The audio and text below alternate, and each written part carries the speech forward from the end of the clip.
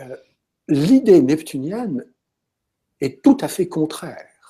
Le latin révolution, qu'on retrouve dans la révolution solaire, la révolution lunaire, etc., renvoie à l'idée de l'astre qui fait retour sur lui-même.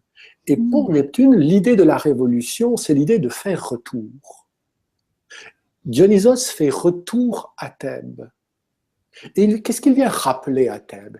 Il vient rappeler à Thèbes quelque chose d'immémorial, quelque chose d'ancestral, à savoir qu'on ne peut pas se désolidariser de la nature, que la cité ne peut pas se désolidariser de la forêt, que le masculin et le féminin ne peuvent pas se désolidariser.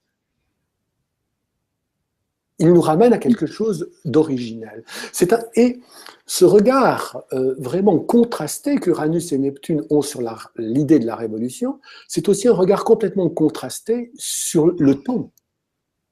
Pour l'Uranien, et ce mythe est aussi épuisé, le paradis est à venir. Il était à venir. Pour le Neptunien, le paradis est perdu. Pour le Neptunien, il y a l'idée qu'on a perdu quelque chose vers lequel il faudrait revenir. Et d'ailleurs, quand on le regarde, le courant romantique, qui a été un grand courant neptunien à l'intérieur de la modernité, qui est en train de tout supplanter. Au moment de la découverte de Neptune, d'ailleurs. Au moment de la découverte de Neptune, particulièrement en Allemagne, où ce courant a été très très fort.